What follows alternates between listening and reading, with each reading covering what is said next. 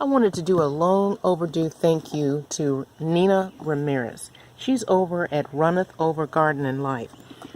When she had her 100 subscriber giveaway, I was one of 3 recipients. And look at this gorgeous container. This is for storing my seeds. And if you know anything about me, my seeds are all over the house, and that's just not good, especially given this current environment.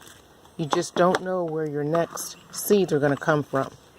And included in that, she had some labels, and these are some dividers. It's just very colorful, very thoughtful. I want to show you real quick here just some of her videos.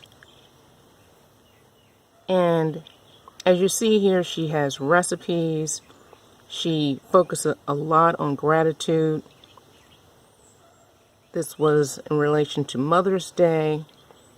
So she constantly cranks out great content. She's close to 300 subscribers. And again, it's Nina Ramirez at Runneth over Garden&Life. So if you get a chance, please go over and check her out. I'm going to leave a link to her channel in the description.